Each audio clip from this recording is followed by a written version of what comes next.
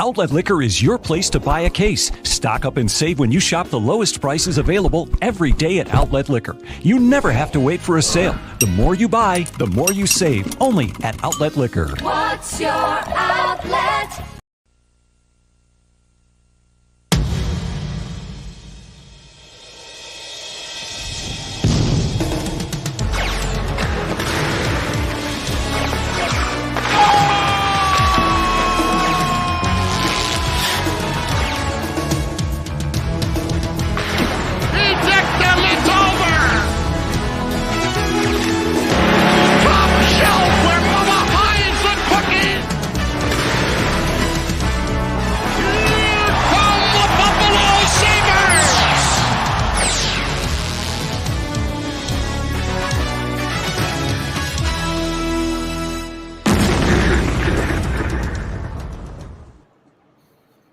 Welcome, everybody, to All Hang Up and Listen. I am your host of Two Goalies with Mike. Duane is here to celebrate with two of my counterparts with Trade Rex Sports, with Two Goalies with Mike, with Crossing Swords Podcast, Steve Lehman, the producer Steve, and Carson Gates, Mr. Gatesy 35 himself.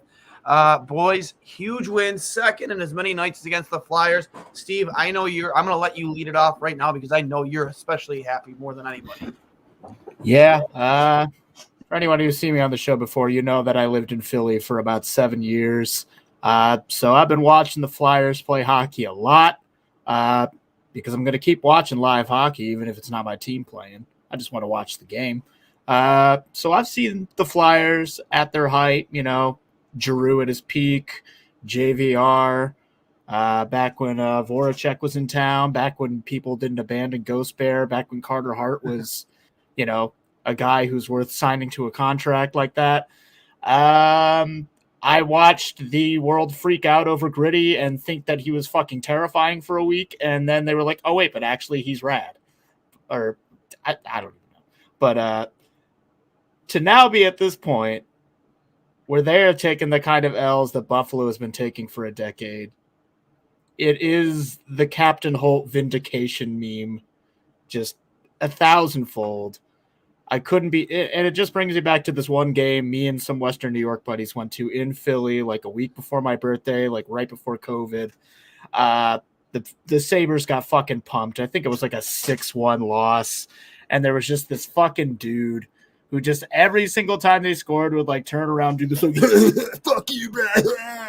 And he was like egging on this like horde of teenagers that were sitting in his section with him, and it was just like, I hope that dude is big sad tonight.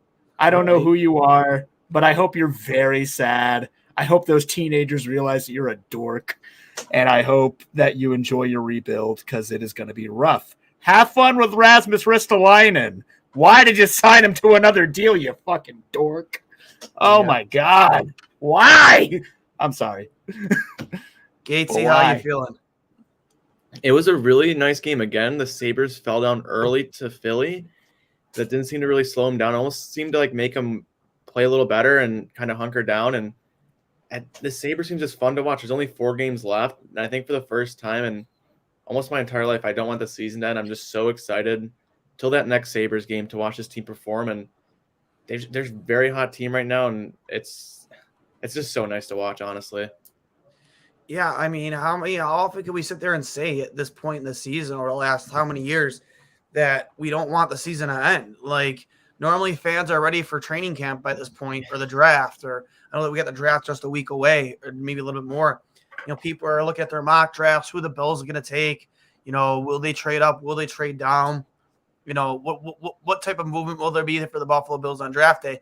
Where we're talking about the Buffalo Sabres in a very positive way, and it's not something that we're quite used to. I mean, at least, you might not be too much used to it, Gates. You're much younger than me, but this really brings back the feels for me from those mid-2000s, late 2000s teams, the late 90s. Like, there were such fun hockey teams to watch and brought such positive vibes to not just myself, but the city.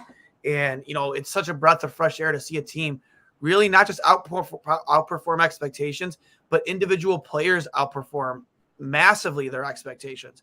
And to be able to talk about like what moves they're going to make come the offseason, but to make their team not in terms of rebuilding, but to possibly make a playoff push next year. Like, that's an exciting time for Buffalo Sabres hockey. Yeah, I mean, I'm thinking back like my earliest Sabres memories. I remember getting an inflatable Stanley Cup for like the 2006-7 run, and I remember like a Finneganov scoring like one game, and that's about like really most of my Sabres playoff memories. And Yeah. I remember like 2010, like the last year, they're like an 8 seed. And I remember thinking then like, wow, this team's just not good. But I think I would give anything to see like a Sabres playoff game right now. I wish I kind of would have cherished it a little more when I was younger, so I wouldn't have to wait, over half my life now to see it again. But it's going to make it that much better when it does happen. You know what? And it's sometimes you take those things for granted, those little things, those little bit of memories that you do get because you never know like how fleeting it can be, because it's been 11 years since we've even had an opportunity to make the playoffs. I mean, the closest we've been, I think, was maybe under Bielsma, I want to say. Yeah. Like maybe under Dan Bielsma. I guess. Well, other than that, we haven't been close. And it's just super, super exciting. We have a few comments here in the chat. Paramat Pictures. This season, we learned we did get something for the Ryan O'Reilly trade. Next season is where we figure out if we want it. Ryan who? Jack who? Couldn't agree with you more, buddy. And then David H. 11 years. Finally, I got hope. Right? Like, there's hope and there's optimism, and it feels so good to be a Sabres fan right now. Yeah. It's like, even I spend a lot of my time in the Facebook group chats for Sabres stuff, like pages, and it's a place where you really get to see a little bit of everything. And I think for the first time since I've been doing it, there's good energy, positive thoughts. I mean, 2 months ago, Darlene was out the door. They wanted everyone gone, and now this team, the city's kind of believing them again. And you look at the Bills, like, everyone on that Bills team is really idolized by the city. And you look back to those 2006-7 years, and when they went to the Cup with Hasek, that team, all the players were idolized. And I think this team has that same energy to it right now in the 7-1-6. And I think just people in Buffalo really appreciate this group, what they're bringing every single night. Yeah, I honestly think it's just because, the team that we're seeing this year is just night and day from what we've been seeing for the past decade. Even when they're losing, they're not giving up and just walking home with their tail between their legs. They're fighting every single shift, every single game, even the games that they lose, even when they lose by a lot. The closest anecdote we can think of is, on the scoreboard Thursday night, it was a 6-2 loss to the St. Louis Blues. But I looked at the mentions in that final score posting on the Sabres Twitter, and it wasn't fire this guy into the sun, fire this coach, fire the general manager, this team's a fucking dumpster fire, I can't believe I've wasted any fucking time and money paying attention. It was just like, you guys played hard. I can't be mad about it. Just move on to the next one. And it's like, I really can't remember the last time the fan base has just like had that kind of optimism. It's like, yeah, you're going to lose sometimes because we know like this isn't a playoff team yet. But there's clearly something growing here, and people are finally starting to like catch on and respond to it. It's not a flash in the pan. It's not just a one-hit wonder. Like, this is really shaping up into be the real thing. And, the offseason is going to be huge because there are those, 3 key pieces that everyone's thinking about what we got to do. One, of course, being some sort of stopgap goaltender while we find who could be that guy. Levi and Portillo, of course, choosing to go back to college. UPL might be our 1B or 2A. But, somebody other than 41-year-old Craig Anderson, as much as I love the guy, as much as he's clearly great in the locker room, that cannot be where we rest our faith for another 82 games. I'm sorry. So that's question number 1. Question number 2, who can we get in the top 4 on the right-hand side to go with either Darlene or Power, because we can't be splitting Yoki Haru between the two of them, and I don't want to see Darlene play on his offside to play with Samuelson, as much as it has been working in these past couple of games. These are important questions that the offseason are going to be crucial in answering, and that's going to be the real test of is this real, or is it just going to be too little too late? Yeah, I've been criticized a lot. I've been, told I'm stupid. People have agreed with me, however you want to put it.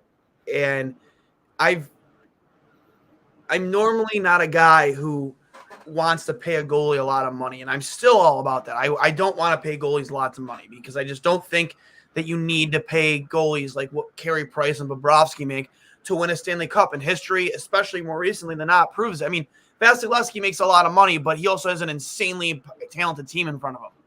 Like they've written the blueprint that was started by Steve Yzerman there about how to build a team. You lock up the core pieces and you find those glue guys and try and keep some of them around, but they're interchangeable. Your glue guys like a Pat Maroon, like a before you let him leave in free agency, like Blake Coleman, just to name a couple. I think who was the one that signed with the Rangers? Buchnevich? No, but not Buchnevich, but Goodrow, Barclay Goodrow. Just Right. glue guys. You find those guys, you implement them on cheap deals. Let them exceed what they're worth on those deals. Let them play past their value, the value you put on them on that contract, and you let them go somewhere else. But in the time that you've had them on the team, along with that core that you've already had, your Kucherov, your Stamkos, your Hedman, your Point, just to name a few, like your Vasilevsky, like you keep that group together and you continuously just keep building around them. And like that's what I've always wanted to blueprint, the Chicago and the Tampa Bay blueprint. But right now, I think we're in a situation where you do have to overpay for a goalie a little bit in order to get a good one here.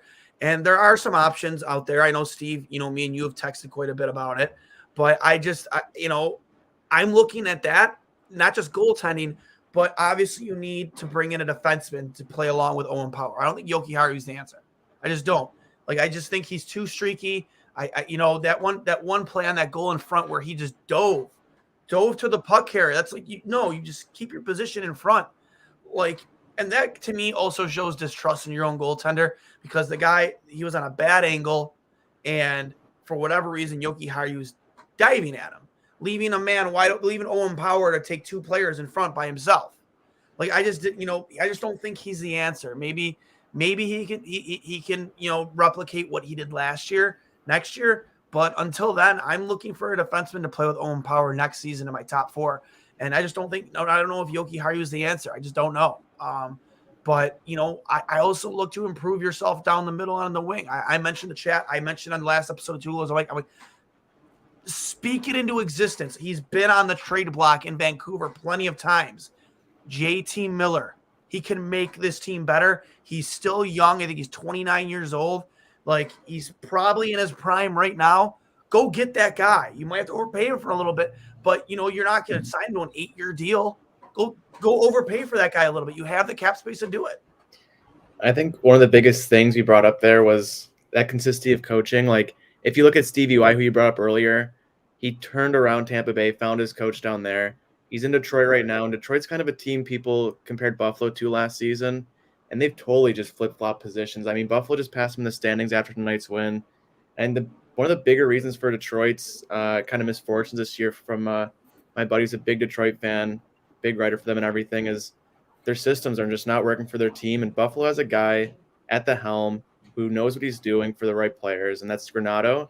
I think as long as Adams, who's proven he can build a team right now and find the pieces that work with the Granato system, and I think having those two together, they're going to figure it out. Like, they've kind of proven themselves so far in this free agency period is going to be a big for this team. I agree.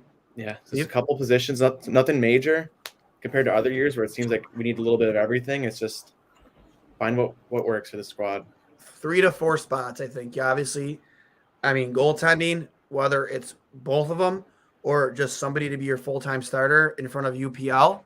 Because I don't even know if Steve, you're more in touch with what's going on in Rochester. I pay attention, but, UPL has struggled a lot there.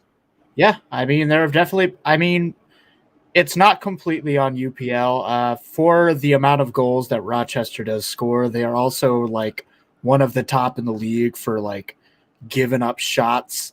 So, to be fair, it's been, like, more consistent with what we're used to seeing in Sabres land years prior, that the team in front of the goaltender is not really giving the guy the chance to truly thrive. So I don't know how much of that is, double hip surgery a couple years back. I don't know how much of that is just confidence, but he did just have a big weekend. He put up a 2-1 W just last night. The night before, he only gave up. So he's given up 3 goals in the past back-to-back starts. One was on a penalty shot, and the other 2 were power play goals. So to be fair, those are those are usually just hard situations to stop in general, because either you're one man down or it's just a one-on-one shootout attempt. So to that end, I think his time in Rochester has definitely been proving fruitful. Again, with some of the better defensemen from Rochester now playing in the Sabres system, obviously Matthias Samuelsson and, Casey Fitzgerald, who has games where he's on and has games where he makes a few blunders. I don't know if Bryson's necessarily the partner for a guy like him, but either way, there's not that much in the way of defensive strength left behind in Rochester now. I mean, they've got Ethan Prow, who's pretty all right, Schultz, but Laaksonen, as nice as he can be offensively for a good setup, the guy's a turnover machine. So again, I don't need to tell you, that, there's a game within the game, and there's so much that could be playing into what's making UPL not be like a bright and shining star with a 960 save percentage. And I don't think it's all solely on that dude's shoulders. I think there's just so much happening with that team that, for all the goals that Quinn and Paterka are putting up, they are not as sound as they should be on the blue line. And as a result, UPL is getting pumped, and there are just some things that he just can't stop. Everyone lets in a few softies, but I don't know. I honestly think that, next season, especially with Portillo and Levi taking another year in the college system, you got to call him up. You got to make him be starting at least 30 nights. You got to know once and for all, can this be a guy? Can this be the guy? And if not, as much as I would hate to say, you got to move on. Yep. Because otherwise you're wasting his time, you're wasting your time, and there are 2 dudes that are going to be chomping at the bit to be that guy. And if you're, treading water with a guy that has proven himself, he's just not going to find it. You got to move on. But next year's got to be the year where you got to ask that question. So yeah, we definitely got to get UPL up. There's no excuse to keep him down there another year. He's performed well when we give him the chance up here, but like you said, he's streaky.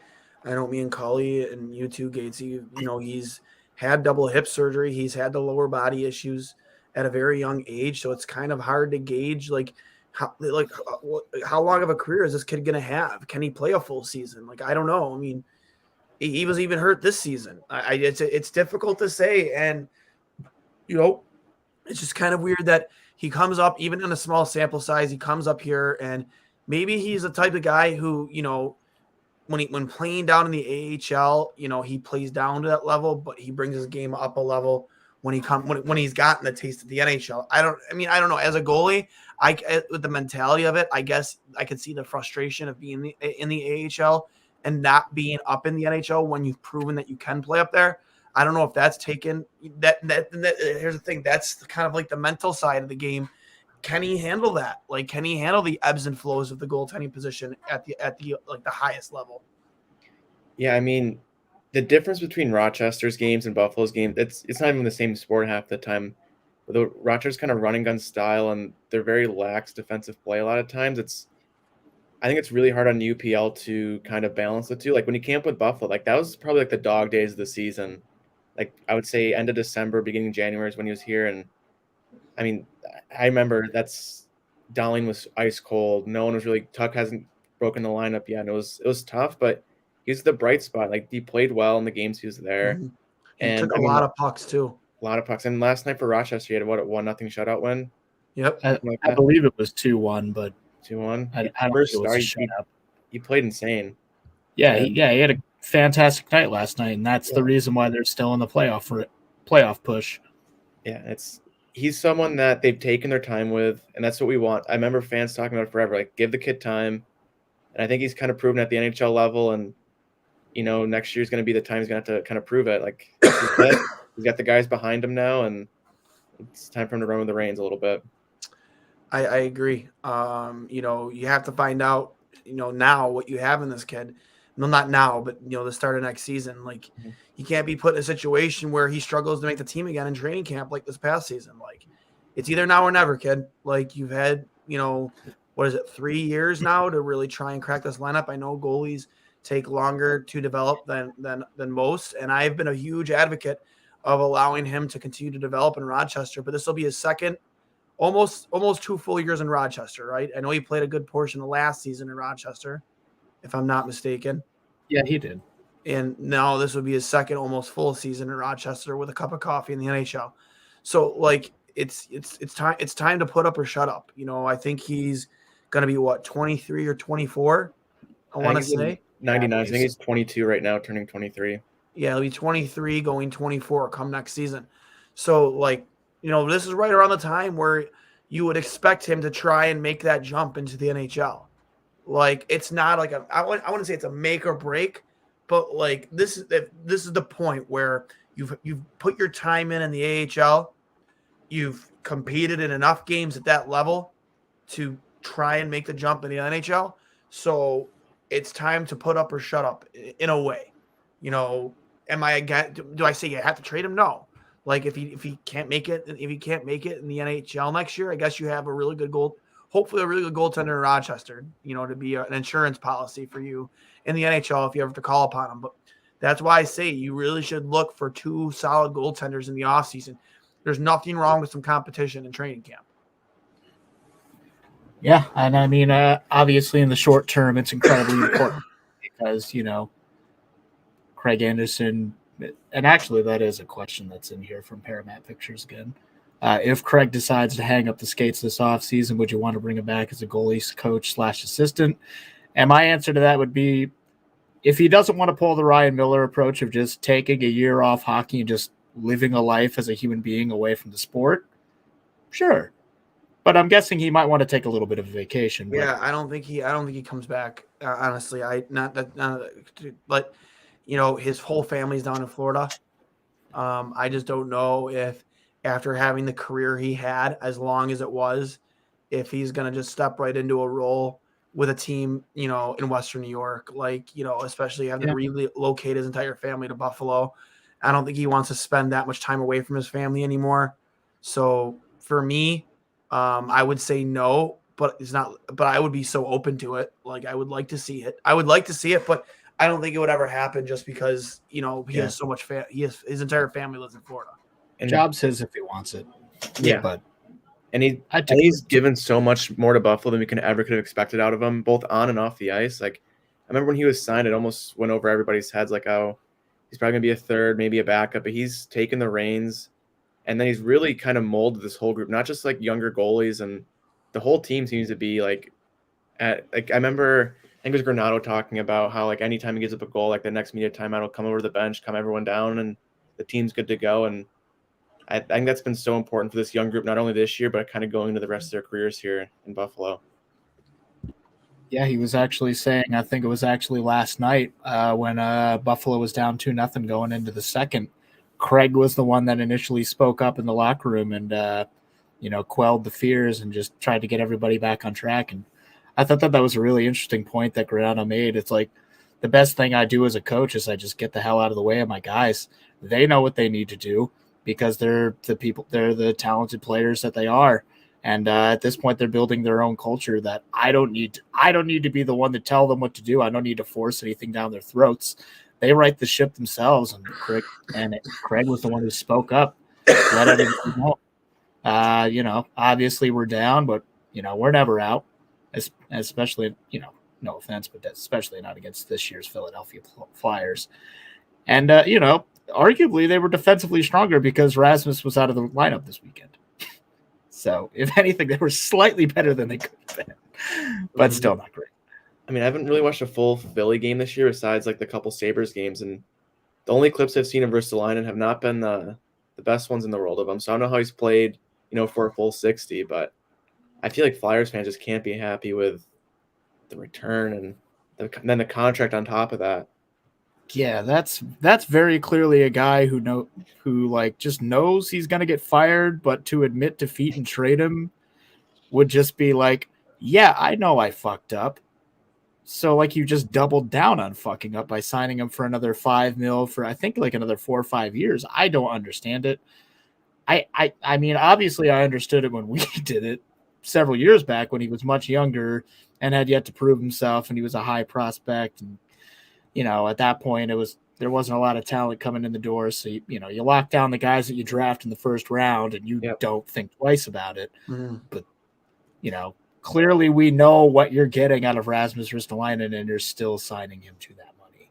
I think my favorite Ristolainen play of all time is still him just falling into the boards. Yeah. The ghost. Oh my God, I love the ghost. Laid out by the ghost. You gotta love it. That was some Scooby-Doo shit. I loved it.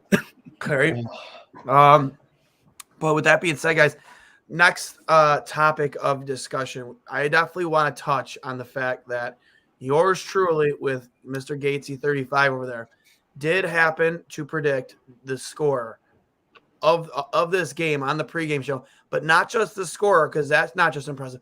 I did predict most of the scoring for said game. So let's take a look at this video that Gatesy clipped up for us and provided us with here. Just give me one moment.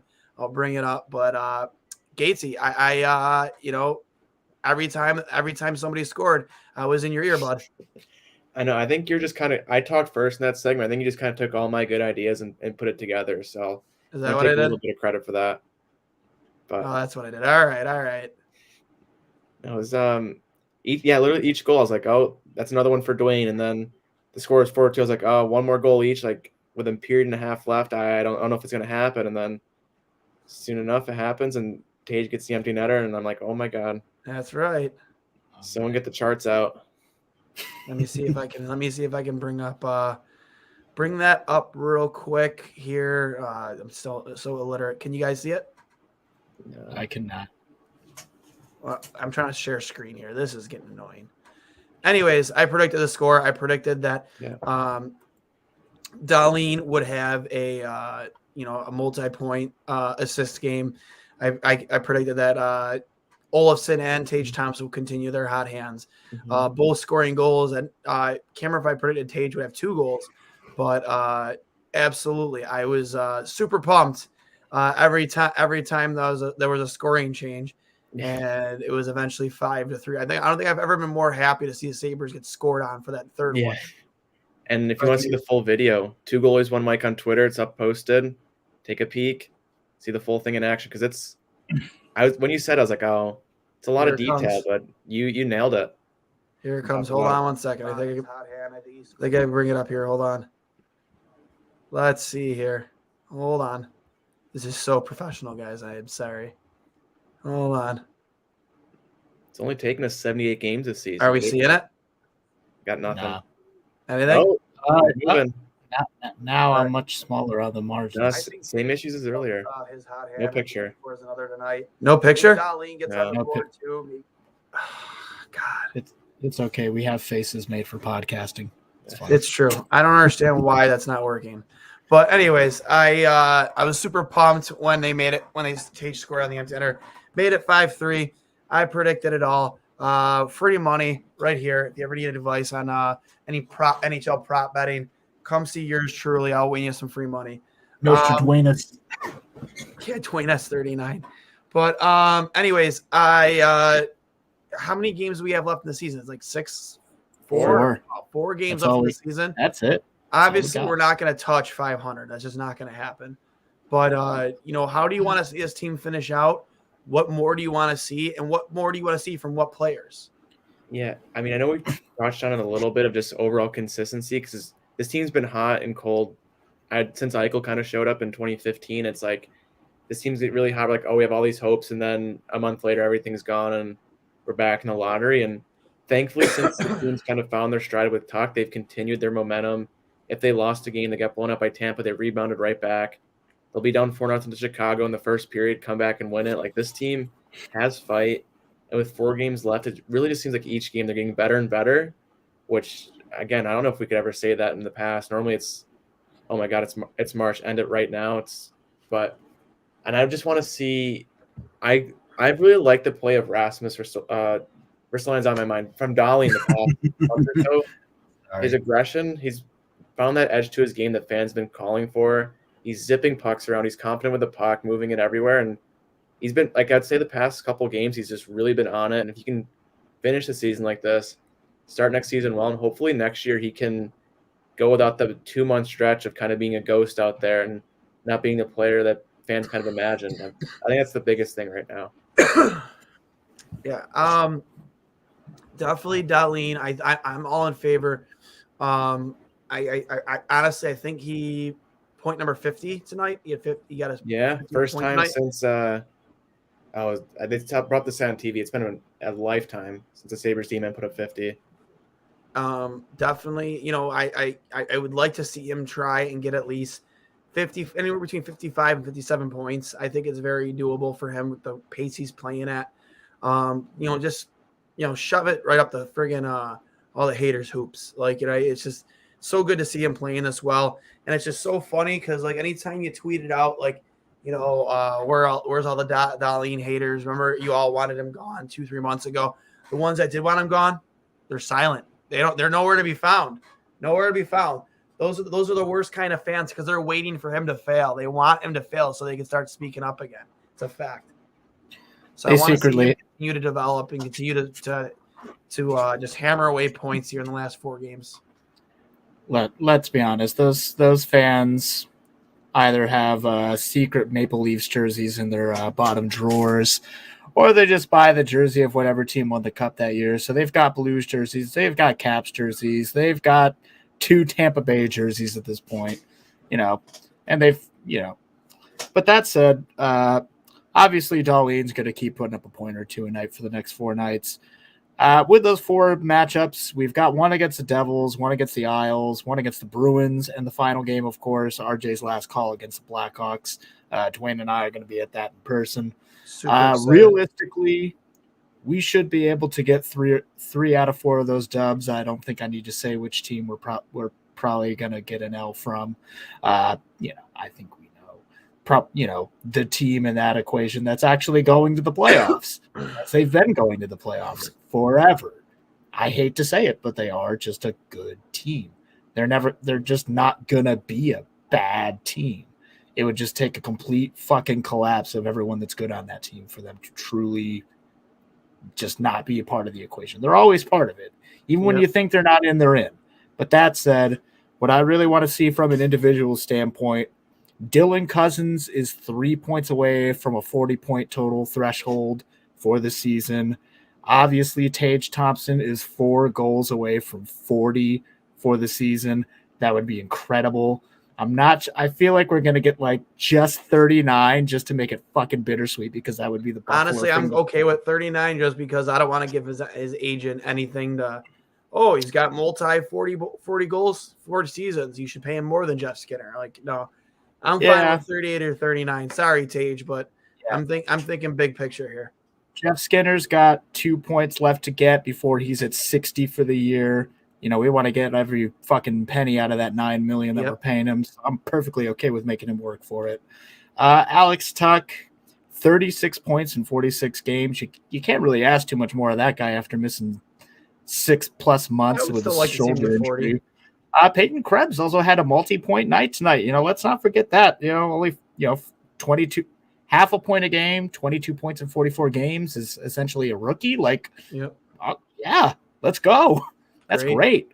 What's Victor at for goal wise? What's he at right now with the goal? He reached 20. Yeah, he's at 20 as of Olsen's at 20. 60 games without scoring too. Well, technically, I'm not sure if that was accurate because he was at 19 before this game started, if I'm not mistaken. So he should be at 21. Oh yeah, yeah. So he should be above. He should be above Kyle Okposo. I'm not sure if. I'm pretty sure that this stat counter is up to date because Otter York's 5th goal is 4 20-goal scorers on this hockey team right now. Yeah, we got 4 20-plus goal scorers. Obviously, the 5th person in line is Dylan Cousins at 13. I severely doubt we're going to get 7 goals in 4 games. That would be That would be fucking lit. If we get 7 goals in 4 games out of Dylan Cousin, I'm buying a Heritage Classic Cousins. There you And go. you can quote me on that. Few more comments here in the peanut gallery. Tucker Thompson, who should wear the C next year, has always been a topic for discussion since Tuck has played his first game. I think it's hands down Alex Tuck. There's no reason it shouldn't be. The guy is a proven leader. He is born to wear the C for this hockey team. I think everybody knows, and I think it's just a foregone conclusion at this point. It's hard for me to pick anybody else over Alex Tuck. Agreed. Everything Tuck brings on the ice, but also his off ice, like that's what's most important about wearing the C is what he can bring in the locker room and even just on the bench, stuff like that. And you can kind of tell from the previous man that wore the C that was something that was lacking, and it kind of resulted in the whole team falling apart around it. And I think Tuck's done more than enough to embrace the city of Buffalo since coming here and just being what fans have always wanted in their captain, that it should be him. Yeah. Everybody in the locker room got a fist bump last night from Josh Allen, but only one man received the bro hug, and that was Alex Tuck. Only one man. Real recognized real, game recognized game. That's all you need to know. The choice has been made by the mayor of Buffalo. One last comment from Sean Benjamin. PK and Patrick Kane is going into his last contract year. Chicago have to be sellers in the offseason. My question is Buffalo kicking the tires now that Eichel is out. I think Buffalo would definitely make the phone call. I think Kevin Adams makes the phone call just to see what it would take. He's not doing his job if he isn't. But I have it on good account from people like Kyle Quick, who's been, a consistent guest on Two Goalies on Mike, who is really in touch with guys like him and just that community of Buffalo hockey players. And he seems to be of the strong belief that Pat Kane probably wouldn't want to sign with Buffalo just because of just the bad history that's gone on here with him off the ice. Like, I think he would want to stay away from that. He'll keep his nose clean and not just keep away from that. However you feel about the situations that transpired while he was home in Buffalo. Like, I think he just wants to, stay under the radar, keep his nose clean, and just not put himself in any bad spots. And, for things that could happen if he were to come home and play in Buffalo. Yeah, I think that's a pretty fair assessment. I think another thing worth noting is just the overall culture of Buffalo. I want to say it was something that Don Granato said. I think it was in that one episode of the not the Instigators, but After the Whistle with Petey and Craig, that there isn't a lot of ego in the locker room right now. And I'm not saying that Pat Kane is an egomaniac, but every single person that is on the precipice of being like a big star on this team, they are all guys that are still at this moment proving themselves to the rest of the league. Like Alex Tuck has been a chip on his shoulder guy who has been the odd man out twice in his former clubs, first with Minnesota and then, of course, with Vegas, having been traded here. Jeff Skinner, ever since signing that whale of a deal, has been a dude who's had to prove himself to be worth that money. Rasmus Dahlin, as of 3 months ago, was somebody who should have been booted out of town, still proving himself. Cousins and Krebs, still too young to truly know, are they going to be superstars or are they just going to be pretty fucking good? Either way, I'm perfectly happy with either. Casey Middlestat, like these are all people that, they're humble, they're hungry, they know that they have work to do, and they're not going to stop doing the work. And I'm not trying to say that Pat Kane is a, PK Subban level egomaniac, but I think it stands to reason that the guy knows he's fucking good. And there might be a little bit of that attitude that he might bring into the locker room, and that might not be the vibe that Donnie and Kevin want in that room. PK Subban, I think that guy gets a bad rap personally. I know he does a lot on social media. He does a lot of self-promotion, but at the same time, like I still think that he's still a phenomenal talent. And I would hope that the locker room that we've put together so far and the leadership group we've put together so far could handle a player like Pat Kane coming into it, because like that, one player shouldn't disrupt everything, in my opinion. Especially if you have a strong leadership group, and I don't know what Pat Kane's story has been in Chicago in terms of being a locker room guy. I've never heard anything bad, But I would hope that the culture that's being built in Buffalo's locker room right now wouldn't be negatively affected by a guy like Patrick Kane. I think everybody knows that the business of this game is to win a Stanley Cup, and sometimes you do have to make moves like that in order to move the needle. And as of right now, I'm sorry, this team isn't good enough to move the needle on its own. You do have to add pieces. Is that piece Pat Kane? I don't know. I really don't. I don't know if he would want to come here.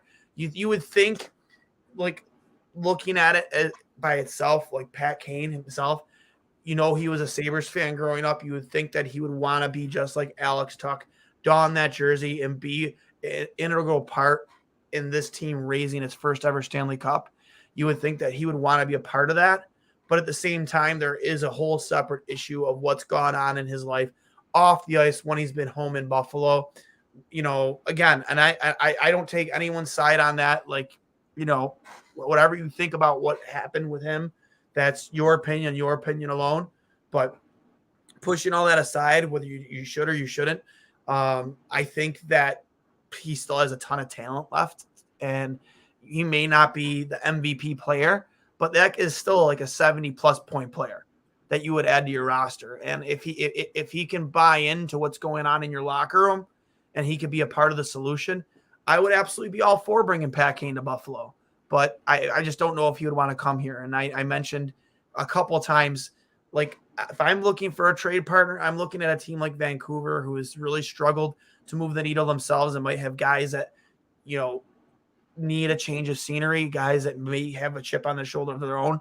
I know you mentioned Brock Besser. I believe it was you, Steve.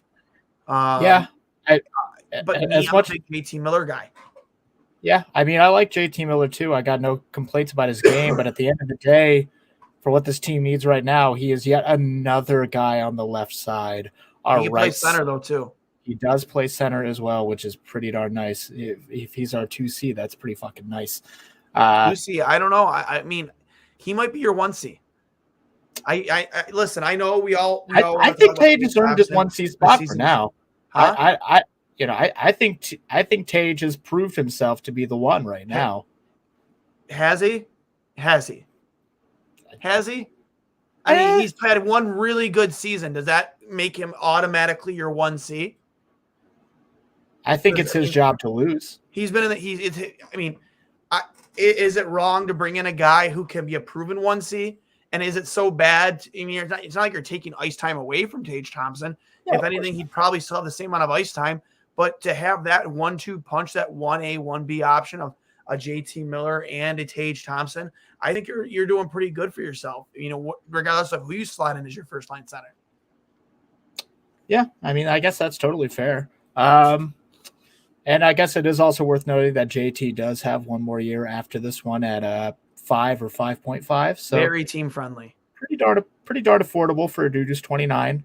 And then of course, if that were what happened in the offseason, that would be a nice prove it year. Obviously, you don't want to be shelling out too much money for a guy going into his 30s.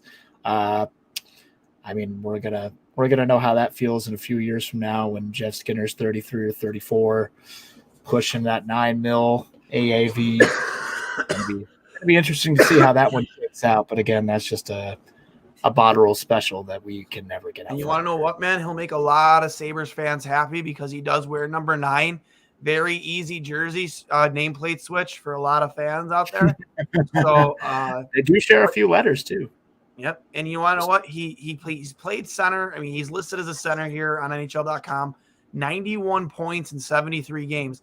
And the fact that this guy, he has Granado ties. He has played under Granado in the U.S. development program. So you do have that tie to Donnie Meatballs there. So I look at him as a whole, and I'm just like, man, it seems like a very, very good fit for me. Like, and the fact of the matter is, like, there's been a lot of speculation about whether or not JT Miller is part of the solution in Vancouver. And I think Buffalo has a lot of assets that they could send Vancouver's way to bring in a JT Miller. And you know what? Honestly, he doesn't really show anything of slowing down. I'd be willing to offer that guy like a 3 to 4 year extension. Why not? Like, I mean, honestly, like, offer him an extension till he's 35 at like what's the number you would top out at for a guy who's more than a point per game? I mean, this team has so much cap space already for the next couple of years, and for someone like Miller who could get him over the hump, it's anything like the cap going up as well, 7.5. Like that number. What are you thinking? I would want to stop at 7 max. Just, Yeah. I mean, when you think about it in the big picture, in 2023, 2024, when that deal would need to be re-signed and made, obviously that's the end of Kyle Okposo and Semgus Girgensons, but that's when Tage Thompson's RFA deal kicks in. That's when Dylan Cousins' RFA kicks in. I believe, no, that's not when Peyton Krebs kicks in, but Matthias Samuelsson will kick in then. There are some contracts that you need to take into consideration that would potentially expire at that same time. So, yes, we're in a good state right now because a lot of the guys that are producing for us are either on their entry level deals, or they were signed back when, we saw their potential, but it had not been fully realized. Like, I mean, Casey Middlestat makes like 2.5. Yeah. Tate's 1.4. Like, that's the best contract in the fucking league right now. Yeah. Good Lord. Just based on points per dollar. But that said, Tage Thompson's going to cost you a pretty penny, and he will be 26 at that point. Okposo will be off your books too, though. Okposo will be off your books. That's true. And in some strange world where he sticks around as a fourth line guy, I really hope that number goes down by half, bare minimum. Good Lord. I got to head out, gentlemen. Yeah, I was going to wrap this up anyway, guys. With that being said, big win for the Buffalo Sabres, and I couldn't be more happy with the way they've been playing. Yeah, you have a few efforts here that leave you wanting more, like the St. Louis game, but I back-to-back wins against the Philadelphia Flyers, with the way they've done it. I mean, hell yeah, Feels man. good. Like coming back from a 3-1 deficit yesterday and then absolutely pumping them today. I'm sorry. I really don't. And there were some spots where the game seemed a little bit closer than it should have been, but I mean, Buffalo had them on their heels a lot, outshot them, really controlled a lot of pace. There was a lot of chemistry in those top two lines. It was an exciting game to watch, and it gave me a nice break from watching Game of Thrones while I've had COVID. So True. So, yeah, good weekend for Western New York. Back-to-back wins for Buffalo. Rochester still in the playoff hunt. I believe the Bandits confirmed that they are the top of their division, first seed. yeah. So, Western New York on top, even when the Bills aren't playing. We had one last comment in the peanut gallery. I love the up from Olsen lately. It's so good to see. I've written him off completely during the long scoring drought, but he's really shown some promise, some heart. What do you guys think? I think we kind of already addressed that. Yeah. He's someone that, like Duane, I think we were all kind of beating the drum of get him out of here at the deadline, get what we can out of him. And I mean, we weren't wrong. And honestly, I mean, he's still not a lock on this team next year. He really isn't. So we'll see what happens. Thanks for the show. Let's go Buffalo. Thank you, Alex Lander. Make sure you're subscribed to our channel, Alex, at 2 Goalies 1 Mike on YouTube and all our other platforms. Please hit that subscribe button and the like if you don't mind. Helps us a lot get noticed in this world of hockey podcasting. With that being said, guys, I'll hang up and listen. Let's go Sabres. And make sure you tune in tomorrow. Me and colleague Kyle Quick will be going live for another episode of 2 Goalies 1 Mike. Episode 96, inching closer to episode 100. And remember, this is brought to you by Outlet Liquor, the place to buy a case. Let's go Sabres.